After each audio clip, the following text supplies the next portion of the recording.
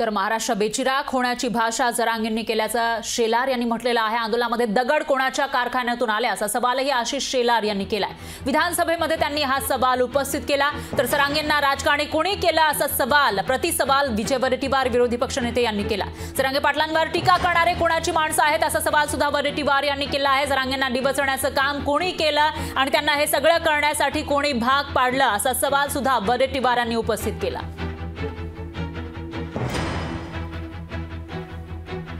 अध्यक्ष महोदय, महाराष्ट्र बेचिराख होण्याची भाषा ही काल मनोज जरांगे पाटील यांनी केलीच, पण अध्यक्ष महोदय या सगळ्या बाबतीत मायबाप सरकारने आतापर्यंत घेतलेल्या भूमिका हे मायबाप असल्यामुळे सर्वसमावेशक असले पाहिजे, आंदोलनकर्त्यांचं ऐकलं पाहिजे, मराठा समाजाचं हित केलं पाहिजे आणि आमची तीच मागणी होती।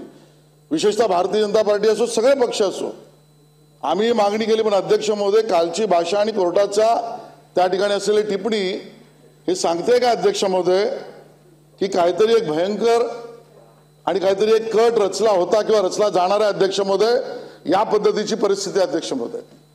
आणि या भयंकर कटा कारस्थानाला आपण दुर्लक्ष करून चालणार नाही अध्यक्ष महोदय। याचं कारण नाही, गांभीर्य लक्षात घ्या, तुम्ही बोला ना, या विषयाला तुमचा विरोध असेल तर मी खाली बसतो।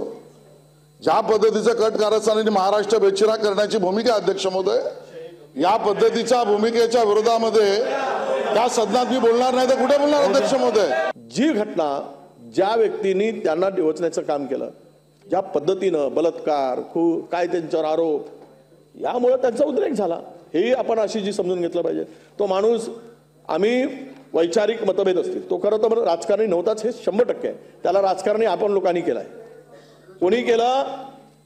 कोणी केलं राजकारणाची भाषा बोलायला, त्यांची हिंमत कोणी वाढवली, आता मला रेकॉर्ड होण्याची गरज नाही, हे सगळं महाराष्ट्राला माहिती आहे। कोण वाटाघाटी कोण करत होत्या, काय करत होते, कोण हिरो होण्यासाठी समाजाचा पूर्ण समाज माझ्या पाठीमागे आहे हे दाखवण्यासाठी काय काय चाललं होतं। आणि अध्यक्ष महोदय, विषय असा आहे की हा विषय ज्या वेळेस सन्माननीय सदस्य शेलार साहेबांनी मांडला, ही भाषा कोणीही करता कामा नये, याचं समर्थन आम्ही करणार नाही।